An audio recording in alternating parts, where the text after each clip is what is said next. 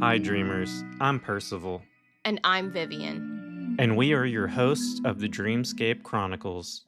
If you would like to share a story for us to tell or come on the show and share it yourself, we welcome all dreamers to contact us at dreamscapechronicles@outlook.com. I've been practicing astral projection for years, and one night I found myself in a place that didn't feel like the usual astral plane. It was dark, cold, and oppressive. I tried to leave, but impish shadow figures appeared, their forms shifting like they were made of smoke. They grabbed me, pulling at my energy, draining me. I couldn't fight them off. The feeling was unlike any astral attack I've had before. It felt personal, like they had been waiting for me. I woke up feeling completely drained. This anonymously shared encounter points to the Fae as beings that may exist in the astral or dream realms, capable of influencing or even attacking individuals in these liminal states. In these accounts, the Shadow Fae are often believed to be energy vampires, entities that feed off the dreamer's psychic or emotional energy. This may explain the fatigue and sense of depletion that often accompanies such encounters. Wakey wake, dreamers. This isn't your average dance of the sugar plum fairies. Yeah, there's no sugar plums here. So sorry. Episode 14, Fear Feeding Fae. Yeah, it's much more horrific than the Nutcracker, so. Well, we have a lot of material to go over, so I think we should just jump right in. Yeah, I think so. In the late 16th and early 17th centuries, works like A Midsummer Night's Dream and Nymphadia reduced fairies to tiny, harmless beings who might be mistaken for bugs, or they wear insect-inspired clothing, which is very cute, right? So, like Tinkerbell or the Tooth Fairies. Right. Something cutesy. Or Yeah. almost like the Nutcracker with the sugar plum fairy. Winged fairies are a pretty modern concept. Yes. Well, give or take like 200 years, but still. A wasp is mistaken for a fairy in a poem. So that's kind of where we're at, right? So it is certainly fair to call Nymphadia an ancestor of winged fairies, even if she's not one herself. So fairies were widely believed to have the capability of flight or high-speed travel. For instance, Robert Kirk's Secret Commonwealth of Elves, Fauns, and Fairies of 1691, where fairies swim in the air near the earth, as he's referencing it. There's also a widespread story where a man overhears fairies saying, "Horse and haddock," or some other chant, and gets taken along on a ride through the air. Where is this from? It is from a 17th century version of ancient criminal trials in Scotland. Interesting. So this guy was on trial? Very intriguing So- bit of literature. So if you know the story of Nymphadia, it kind of seems to be the story that kicks off Fae having wings. Right, because she can fly, but like Drayton never says that she has wings, although later the illustrations add them, so everyone just assumes. Well, anyway, in the later 18th century and the Enlightenment era, the supernatural was not as popular in British literature and art. Simon Young's 2019 article, When Did Fairies Get Wings? In the book The Paranormal and Pop Culture, is a super helpful in-depth read on this.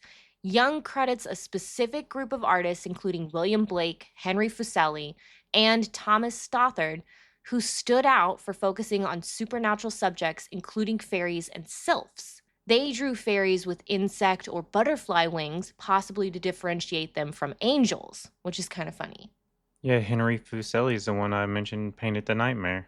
Yes. We are a big fan of Fuseli. Well, it's not clear what made winged fairies win out over, folklore and history. But it may be that it's an easy way to identify them in pictures. I think it grew out of those Nymphadia-like associations with insects and small size. Now, more modern esoteric lore and occult reports are by lucid dreamers and occult practitioners, and they are referencing that these beings appear as dark silhouettes, glowing-eyed creatures, or even just a vague presence.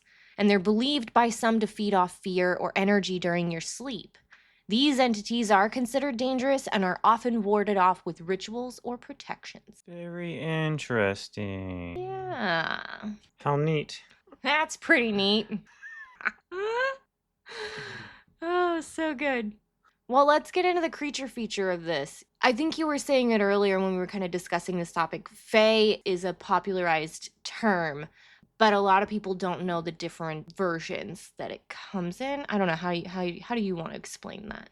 It's kind of the idea that they fall under a broader umbrella than a fairy. Most people hear fae and you think the Tinkerbell or, Right. your modern pixie type fairies. Mm-hmm. But there are multiple different types of entities or creatures or spirits, if you will, that are considered fae in different folklore and different traditions.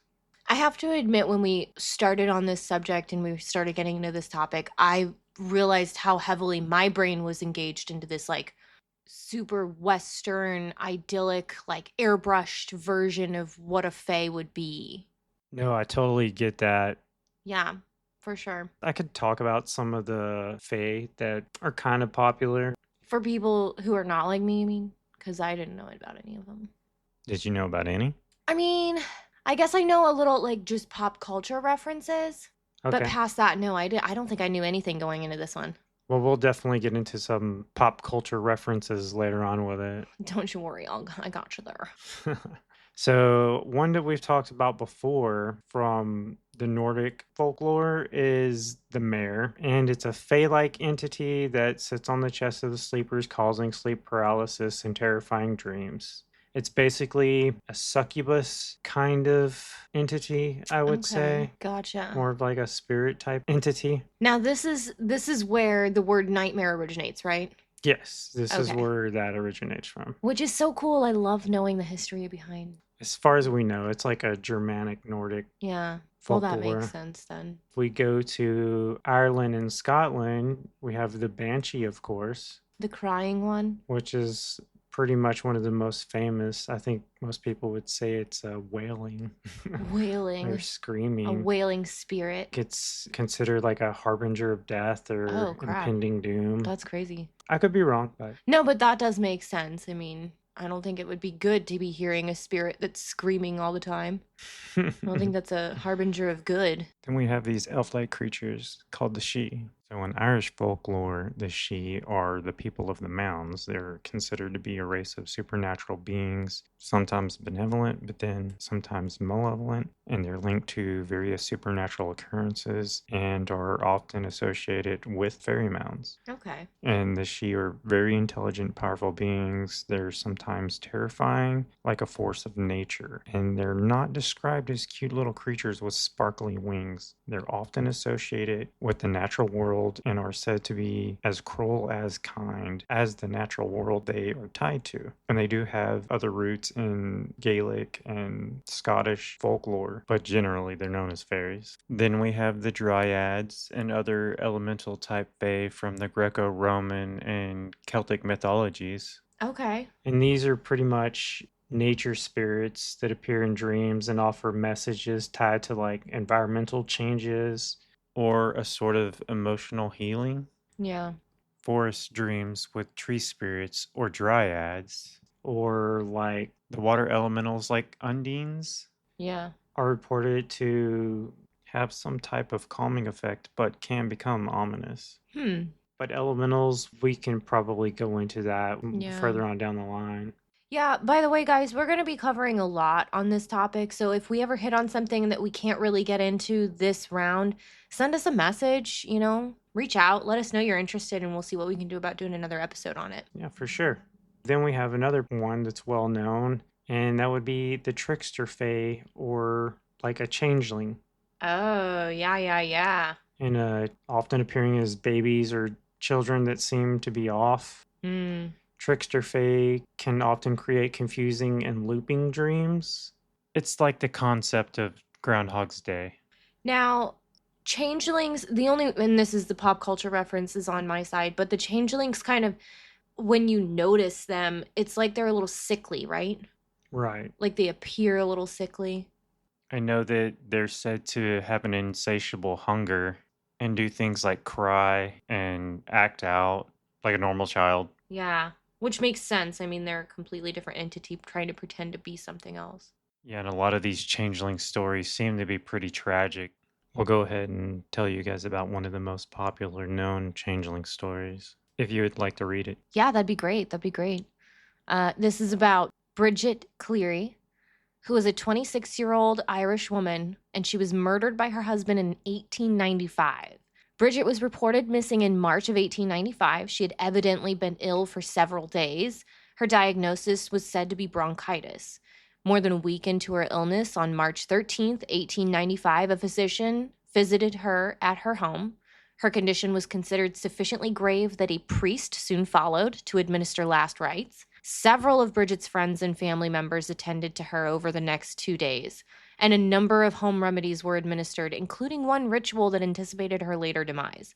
Her father and her husband accused her of being a fae sent to take Bridget's place. Urine was thrown on her, and she was carried before the fireplace to cast the fae out. By March 16th, 3 days later, rumors were beginning to circulate that Bridget was missing, and local police began searching for her. Michael was quoted as claiming that his wife had been taken by fairies, and he appeared to be holding a vigil.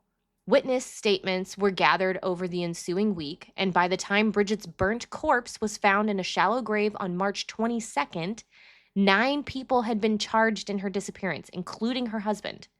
A coroner's inquest the next day returned a verdict of death by burning. She was either immolated or her body was set on fire immediately after her death. The husband's stated motive was his belief that she had been abducted by fairies and replaced with a changeling, which he then killed. The gruesome nature of the case prompted extensive press coverage, and the trial was closely followed by newspapers across Ireland, unfortunately revealing a horrific history of how changelings influenced culture of the era. So, yeah, that's pretty tragic. And I think it shows like the severity of the belief sometimes that people have. Yeah. Well, and it's interesting too because you can't really say one way or the other. Like, what if he really did kill a changeling that had taken over his wife? But all we will ever see is a husband who killed a woman who had bronchitis. I don't know. I don't know what to do with that. Yeah, that's It's unfortunate. pretty horrible. Poor Bridget. Then we go with some more Irish folklore, and then we have the puka, which is a fey creature that is both a trickster and a shapeshifter in nature, often appearing in different forms, such as a black horse, a goat, rabbits, and even a giant shadowy figure. Mmm. So the puka is most active at night, and it's known to terrorize travelers by leading them astray, causing them to become lost, or even scaring them into dangerous situations, scaring you into a trap in a way. Yeah.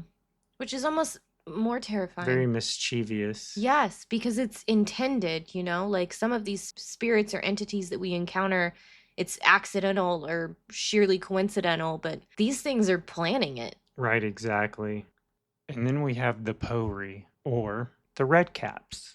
Okay, so I've heard of Red Cap, but only in like pop culture references. And I had no idea that this was actually based on a real thing. Yeah, these things go pretty far back. Well, tell us about them. How do they get their name?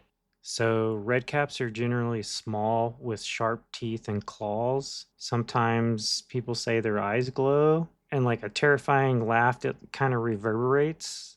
Thought that was kind of crazy. They're pretty infamous figures of folklore, particularly from the border regions of Scotland and northern England. These goblin like creatures are said to inhabit ruined castles, especially those with a violent or bloody history. They're notorious for their brutal nature and signature habit of soaking their caps in the blood of their victims, hence their name, the Red Cap.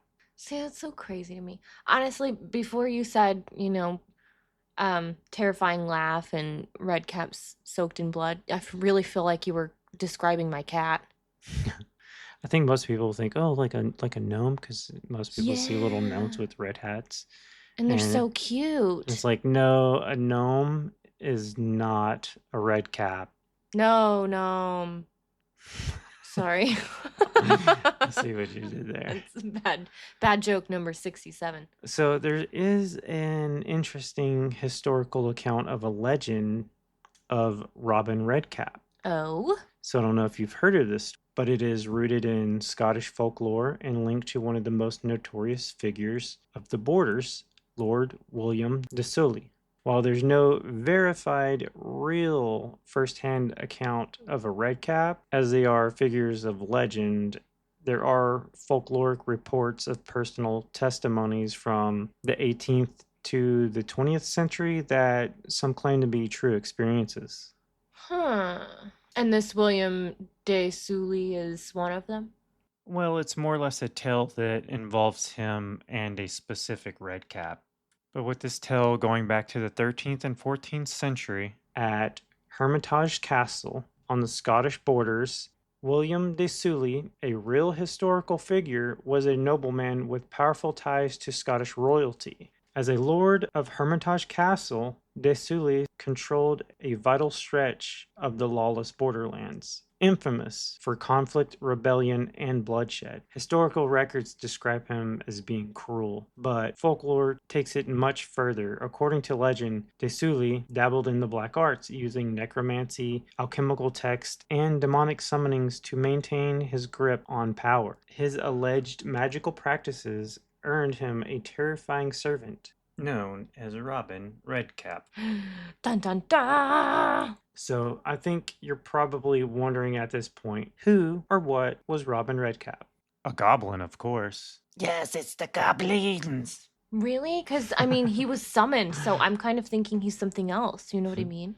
But it's not just a name. It's described as a specific type of malevolent border spirit or goblin in Scottish folklore. He is said to be short and squat, with glowing red eyes, iron boots, and claws like daggers. See? Like my cat again. Yep, like the cat. His signature items, a red cap, perpetually soaked in the blood of his victims. In tradition, the red caps must keep their caps soaked with the blood of their victims. If the blood dries, they wither and die in agony. But why does it have to be blood? I have so many questions regarding this one. Blood rituals, man. Yeah.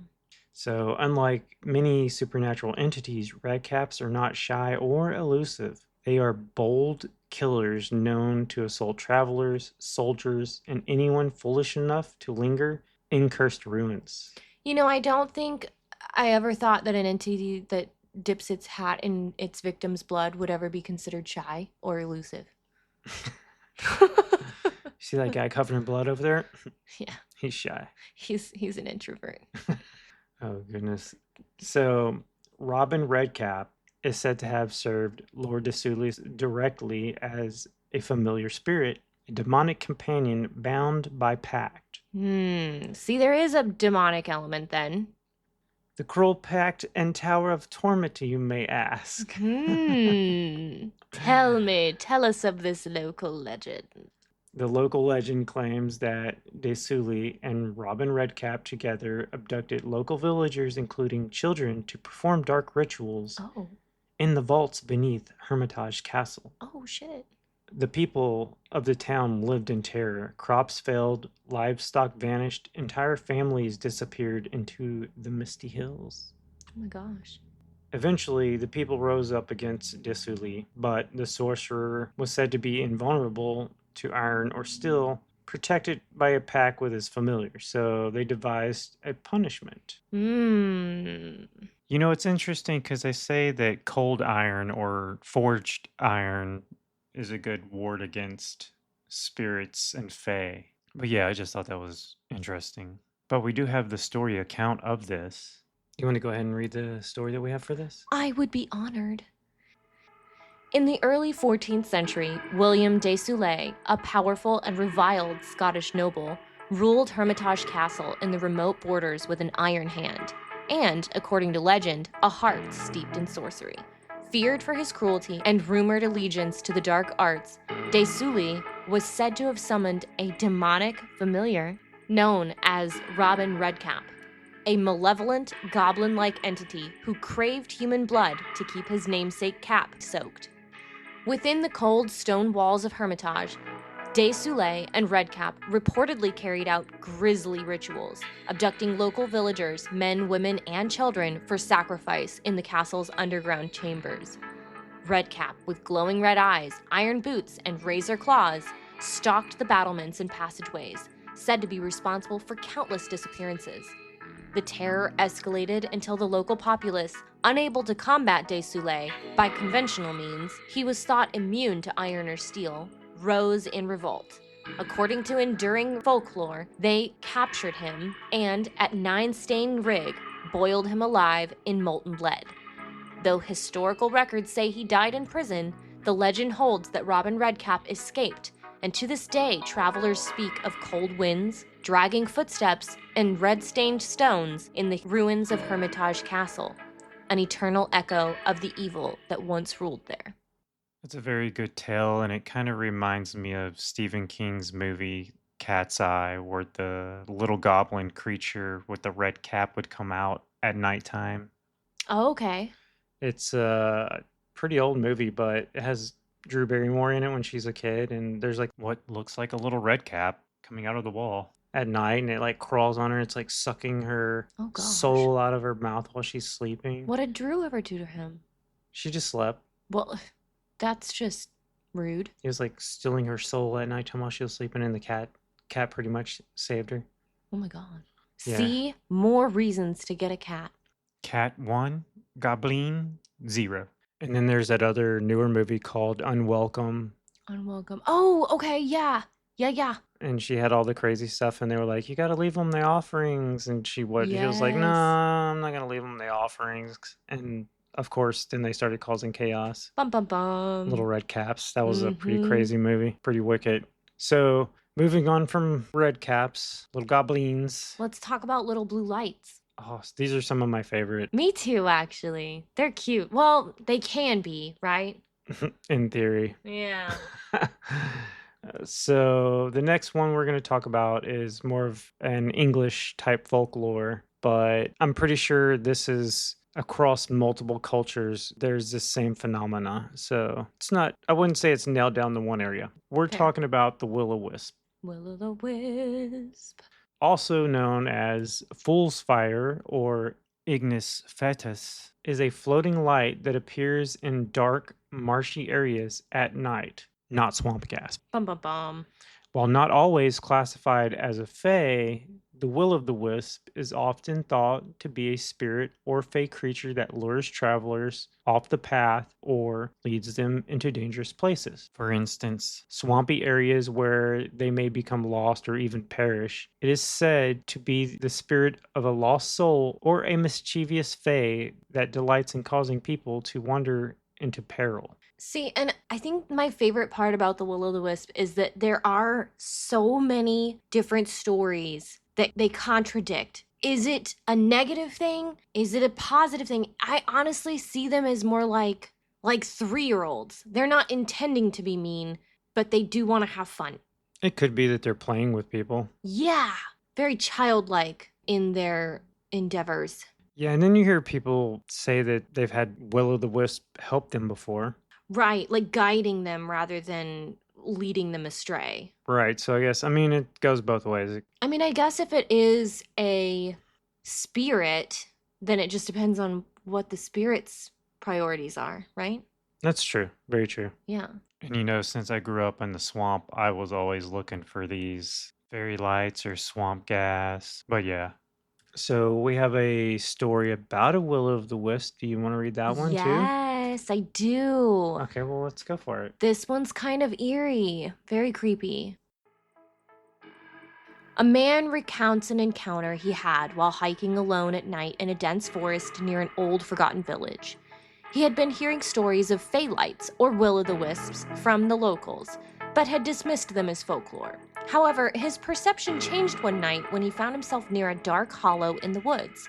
As he walked deeper into the forest, he began to see flickering lights in the distance, small, eerie, and dancing around the trees. They weren't like any light he'd seen before, nor were they naturally occurring sources like fireflies. They seemed to move with purpose, leading him further and further into the woods. The man followed them, believing it to be some natural phenomenon. But as he went deeper, the lights grew closer and more numerous. Suddenly, they began to surround him, and he felt an overwhelming sense of dread. The lights grew so bright that he couldn't see his surroundings. He heard what sounded like soft, almost melodic, whispering voices. Indecipherable, but clearly not human. In a panic, he turned around to leave, but found that the path he had come down had disappeared.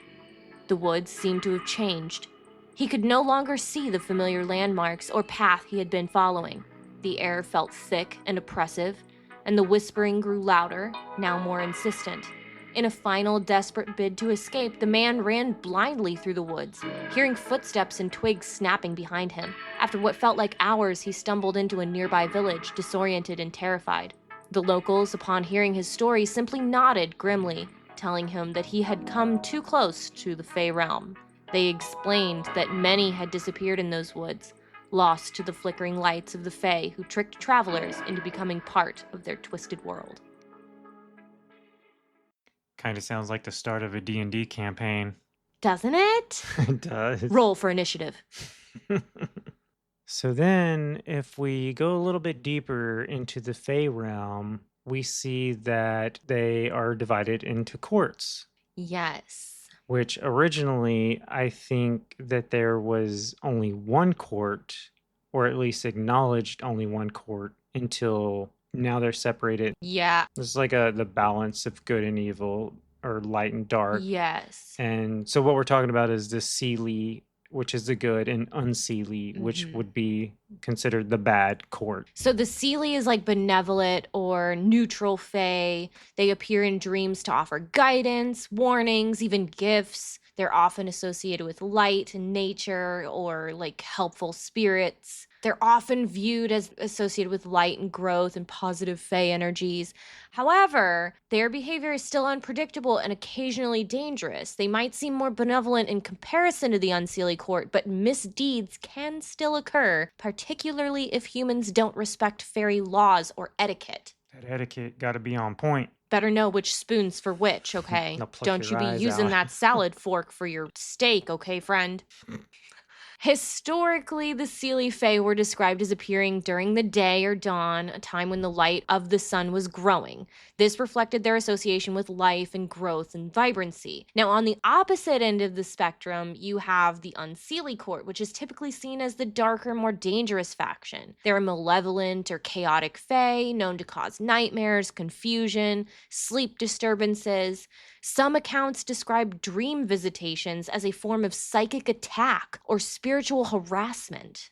They embody the shadow side of fairy culture, symbolizing forces of chaos, destruction, and disruption. They are most active during the night or during the darker months of the year, such as autumn and winter seasons, associated with death and decay and the unknown. How interesting. Yes. Definitely there's a natural balance of the Fae courts because the essential theme of the Seelie and Unseelie court is duality, right? The coexistence of light and dark, order and chaos, life, death. Together, these courts symbolize the balance of natural forces, which are neither inherently good nor evil, but necessary for the health of the world and the human spirit. So death, rebirth kind of thing. Exactly. Yes. Yeah. And we do see that theme kind of spread throughout, modern paganism through shadow work, because like fairies are often seen as spiritual allies or teachers, and the Seelie court may be invoked for healing and growth and protection, while the Unseelie court can be used in shadow work, a process of confronting and integrating the darker hidden parts of your psyche. Right. So still more balance, So I think when it comes to nighttime entities, we would be looking more into the Unseelie. Definitely. Yeah, we're about to go into some Shadow Fae, and we're definitely in the Unseelie side of things. Ooh, yeah. Night court, here we come. Hey, I said night court, not nightmare court. It's fine. 7 courts. 7 wonders. 7 colors. 7 frequencies. We're going to get into the 7s here, friends. I just think you should know. It's coming. 7. 7.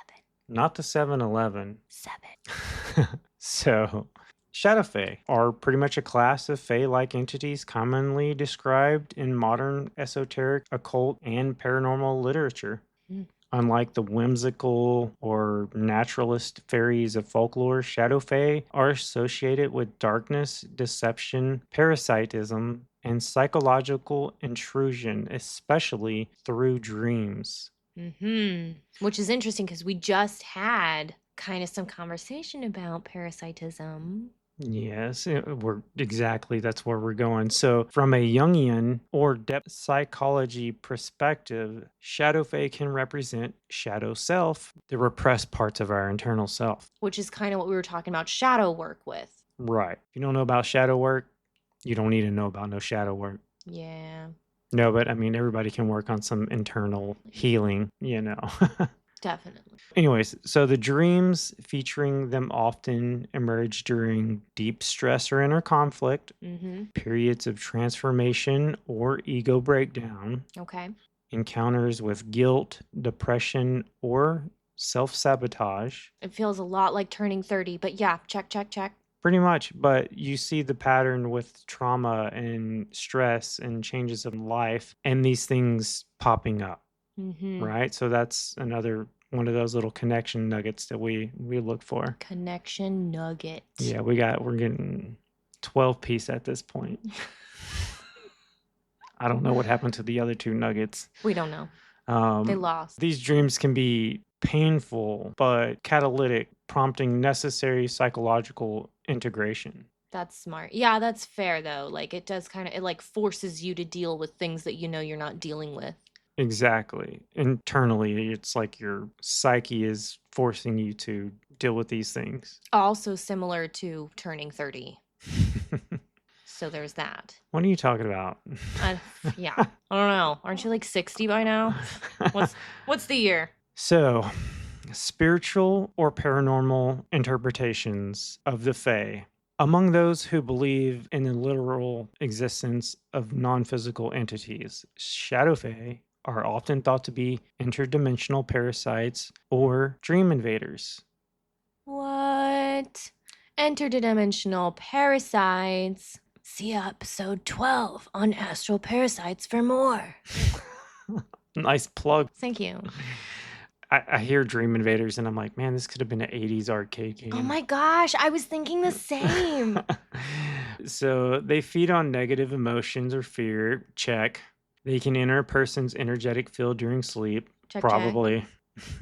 Attaching to emotional vulnerabilities or open psychic doors. Check. So child abuse, PTSD, any kind of childhood trauma. Just having a phobia of any sort, even. Ouija board. No, that'll do it. Some consider them related to astral parasites or lower vibrational entities. Low vibrations. I know some people out there know about them lower vibrational entities. Although not true Fae of folklore, they do mimic at least the darker reflections of that side. Yeah. The idea of shadow fae remains largely anecdotal as no scientific evidence directly supports their existence. However, the consistency of these accounts, along with their connections to concepts like sleep paralysis, energy vampirism, and the shadow self, suggests a significant psychological or emotional impact on those who experience them. How crazy. Makes sense. It really does. So we mentioned these courts, but who are running these courts, you may ask? You mean other than Rysand? Yes, other than... And Pharaoh. Oh my God. Yeah. I mean, I'm just saying. Okay. No, for real. There is the Fairy Queen, for example, Queen Mabe and Titania. These are Shakespearean and older Celtic myths. They're often portrayed as dream weavers or rulers of the dream realm. Queen Mabe, from English lore, is said to bring both dreams and madness, especially to lovers or those who sleep near fairy-haunted places. The Queen of the Shadow Fae is often depicted as a powerful and enigmatic figure in modern occult and paranormal lore, though her identity and characteristics vary depending on the source. Unlike the more benevolent or neutral fairy queen, figures in traditional folklore, the Queen of the Shadow Fae embodies darkness, mystery, and manipulation, often associated with the Unseelie Court. So the Queen of the Shadow Fae in occult lore, you may ask. In some modern interpretations of Fae mythology, especially those drawn from New Age spiritualism and occultism, the Queen of the Shadow Fae is a dark entity or archetype that rules over shadowy realms or astral dimensions. These shadow realms are considered spaces of emotional trauma, psychic manipulation, and energy draining forces. She appears as a dark, shadowy woman, often with vague or shifting features, cloaked in black or dark purple. More of the purple. See, I think this color thing, man, we're just going to have to come back to it. And she's cloaked. And she's cloaked. So many cloaked entities. I tell you what, there's so many connections here. Sometimes she's depicted as a woman of smoke and darkness whose form is fluid, ethereal, and difficult to pin down. Historically and mythologically, while there isn't a direct equivalent in traditional European folklore that matches the Queen of the Shadow Fae exactly, there are figures and archetypes that have similar roles, like Hecate, for instance, from the Greek mythology, often associated with the underworld, magic, and the liminal spaces between realms. She was a guide to souls in the underworld and held dominion over ghosts, spirits, and the unknown. The psychopomp. Yeah! Ooh, we're going to do an episode on that too. Oh, friends, we're just bringing in the content. Okay. Then there's the Morrigan from Celtic mythology. As a goddess of war, fate, and death, the Morrigan has ties to darkness, the shadow self, and transformation. She also appears in many forms, sometimes as a shadowy figure who manipulates fate and wields power over life and death. Another relation to my favorite book series. Then there's Lilith, which, by the way, another episode to check out, friends. Just put it on your list if you haven't checked out episode 9. Lilith and the lore surrounding her is incredible. In some interpretations, Lilith represents the dark feminine force, often associated with shadowy, dangerous aspects of the feminine psyche. So often she gets brought up with the Queen of the Fae. That makes sense why they would reference those two together. Yes. Yeah, they hold up a lot of the same flags, if that makes sense. Right. This Queen of the Shadow Fae. Yes. Tell me a little bit more about her. Like how she operates, for instance? Right, yeah. Okay. So she may manifest as a manipulative force, specifically influencing dreams and psyche. So her dream invasion, she could appear in a dream to either tempt or torment the dreamer, offering gifts that come with hidden costs or threats that leave a lingering sense of dread. Her realm might feel like a maze of fog where the dreamer feels lost or confused. Dream Pact. Dream Pact. Episode 10, Dream Pacts. See, we're just bring it on, guys. Just get a good moment, get you a snack, plug in. You've got a binge coming up. Then there's emotional manipulation, much like what I am trying to do with our podcast right now. The Queen of the Shadow Fae might attempt to drain emotional energy or cause emotional turmoil in the dreamer's waking life, often by reflecting the dreamer's own inner darkness, unresolved trauma, or fears. Her interactions may be subtle, but very overwhelming. That happens to me every day at work. I feel that pain. I do. Now, interacting with the Queen of the Shadow Fae, for those who believe in or are drawn to the darker, more esoteric aspects of Fae mythology, the Queen represents both a challenge and a lesson. So she's confronting fear. Some view her as a figure who forces individuals to confront their deepest fears or psychic wounds. To overcome her influence is seen as a path towards psychic empowerment and emotional maturity. Interesting. Yes. Now, there are rituals and protection as well. To protect oneself from her influence, practitioners might turn to spiritual cleansing, warding rituals using salt, candles, or sigils, or other psychic defenses. That's pretty crazy. So do we have any stories of Do we have any Queen stories? Maeve? Do you know us but at all? A woman named Kira from Ireland shared a deeply unsettling experience she had when she was a child. She had always heard stories about the Fae from her grandmother, who warned her to never trespass in certain areas of the local woods. One night, Kira dreamt that she was walking in the woods near her home, though she wasn't physically there.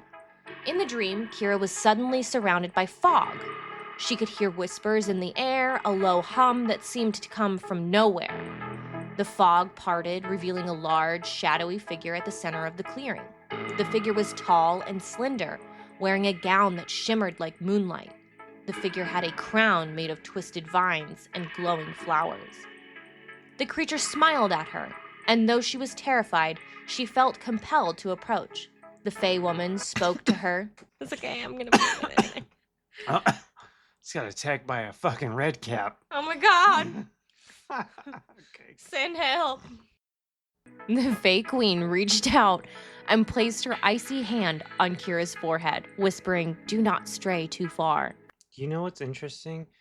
So there's another tale of the Dark Man who we've mentioned, who is said to have an icy touch as well. And a lot of people speculate that he's linked to Oberon, the Fairy King. Okay, so we didn't touch on that this episode, but maybe we'll have to bring that in another episode. Yeah. Yeah. Okay, sorry, continue. Anyway, Kira woke abruptly, drenched in sweat, and couldn't shake the feeling that the Fey Queen was still watching her.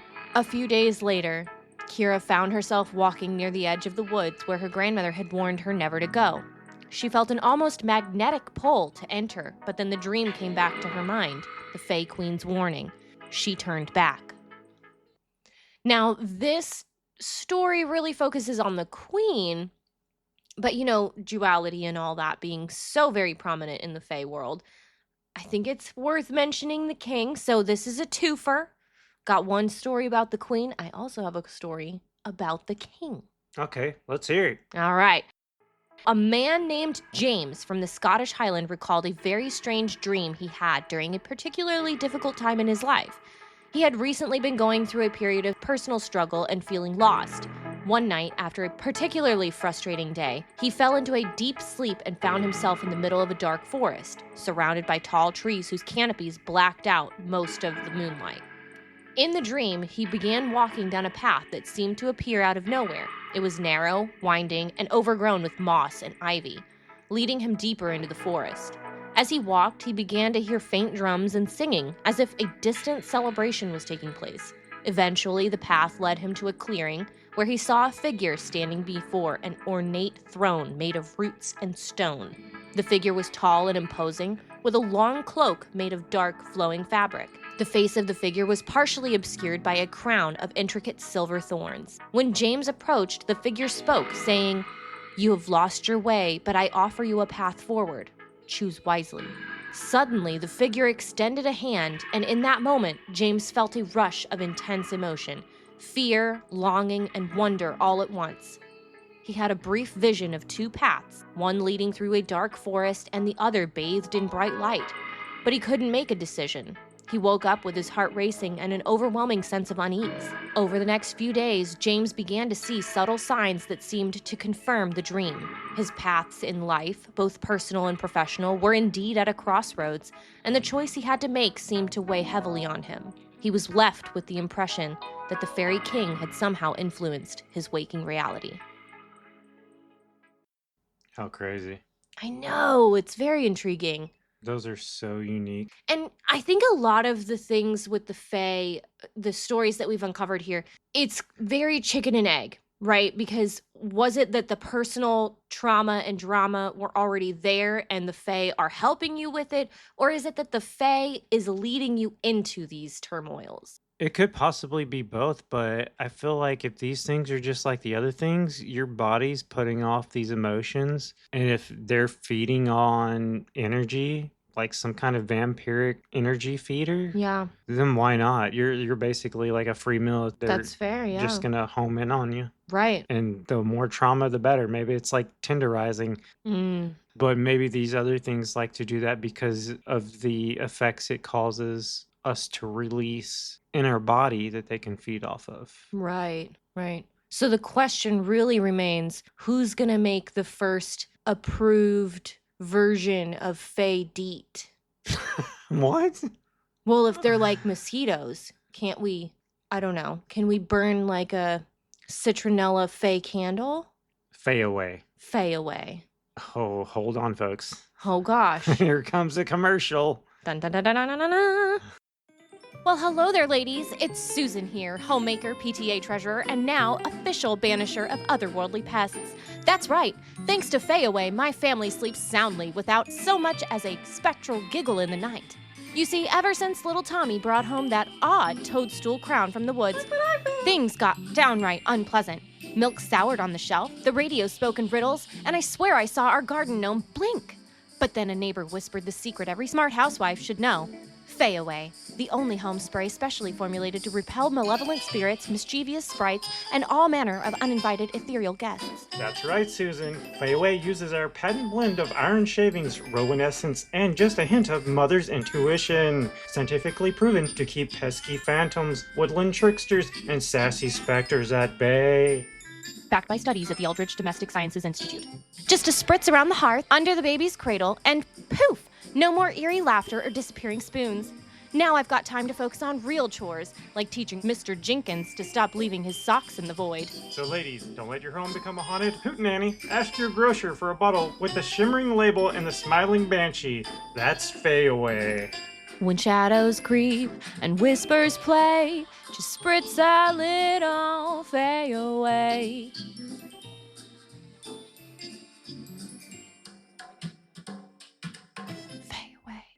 Not recommended for friendly ghosts, household brownies, or Fey-in-laws. Results may vary on full moons. So, in modern fantasy and occult circles, the Queen of the Shadow Fae is sometimes given a more narrative-driven role.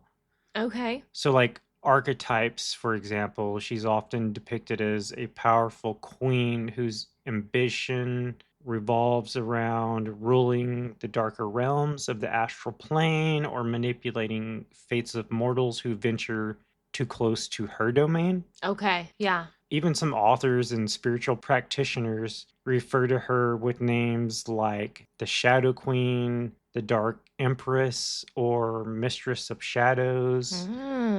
You know, I mean, you can see where they get those from. Yes, definitely. So, what else do we have for the fairy courts? Pop culture! Oh, okay. I'm sorry. I'm so excited. Okay, so in the 19th century, fairies were more popular again, and the winged fairies predominated. Young posits that winged fairies, developed mainly through visual art, direct textual references to wings generally came later. One of the earliest that he cites is an anonymous poem from 1805 with the line, "Wafted to bliss on fairy wings." From poetry, literature, and theater, winged fairies eventually looped around into modern folklore. I feel like this is another Victorian era art conversion. For sure. So notable examples of this shift include the illustrations in early editions of fairy tales like Sleeping Beauty, 1812 to 1815, where the fairy godmothers were depicted with wings. And then we have Michael Drayton's Nymphidia. How do you say it? I can't come into work today. I have a case of Nymphidia. Nymphidia. I'm just going to say it differently every time. Nymphidia. We're probably wrong. Yes. Please don't quote us. It was written like 402 years ago. Approximately. Okay, so, loosen up, friends. 1627. It also features a small fairy with wings, according to some. Is that the small fairy with wings? Yeah. Ah, I see. The concept of the Seelie and Unseelie courts has become a central theme in modern fantasy literature, where they are often depicted as rival factions, each with their own agendas and political intrigue, which is kind of interesting now knowing that there is like a duality between the dark and light. It's intriguing that fiction writers are using them against each other, where more originally stating the folklore was really like a yin and yang situation, like you can't have one without the other. Yeah, and there was like a very good balance, and supposedly the courts shifted anyways. Yes, exactly. So you would maybe have more than one court, I would assume, and that's like the popular new literature stuff. There's multiple courts and not just a dark and a light court. Yes. And so notable writers in fiction that are using this or have used this, obviously, let's go way back and we'll talk Shakespeare first. A Midsummer Night's Dream, it mentions King Oberon and Titania, Queen of the Fae. And as far as A Midsummer Night's Dream, if you ever read a Shakespeare's play, make sure you're like maybe less sober for this one. It is, to say the least, a love triangle. I like it, but I think it is a shitstorm. Like, I don't even know. It's just an epic fail. Plans And gone it's a awry. very good example of fairies meddling in human endeavors. Yes, very much so. And part of it was maybe a good thing, right? Because initially you have Helena, who got screwed over. Then you have Hermia, who's being betrothed to a guy she doesn't like, but she wants to Lichtenstander? be with another guy. Lysander, she wants Lysander, but she's like betrothed to Demetrius. Demetrius doesn't want her, but he doesn't want Helena anymore because Helena's finally fallen in love with him, but now he doesn't want her because she's interested. But now she wants Demetrius back. But Hermia wants Lysander, so it's just this big muck of a muck. And then Hermia's dad goes to the king and says, "Hey, can you use your power and basically make my daughter marry the right guy or else like kill her? Can we do that?" And I don't know, maybe seems like a little bit of an over boundary step, Lysander's a goofy little kid anyway. It doesn't really matter. Maybe we should have said spoiler alert. But then it becomes a big, huge mess with Puck, which is a fae. Yeah. Kind of like a consort of Oberon, who is charged with getting the right people to fall in love. Who he also is trying to get Titania to fall in love with him again because they're having marital issues. But Puck kind of just jacks the whole thing up. He is the epitome of all these people look the same. He put the potion in a guy's eyes that was in the forest. Yeah, it was like a flower, right? Some kind It of wasn't ointment from the a flower. right guy, but it was a guy. Close enough. It's close enough. Same, but different. Anyway, to say the least, it does go over a great part of this concept where fae are meddling and almost childlike in their thought process, right? Because they think, well, if I can make this person fall in love with the right person, then everything will be set right. It does kind of work out in the end, but none of it goes right throughout the middle. Yeah, it's Shakespeare. Yes, it is definitely a comedy. So, good one, good book, good play. If you get the chance, definitely look at it. Otherwise, my favorite notable writer who's using this in their fiction is Sarah J. Maas, A Court of Thorn and Roses. Normally, I don't care too much for New Age stuff like this, but I think I like it a little bit. We all think we like it a little bit. It's okay. It's fine. It's good. I like it. She did a good job.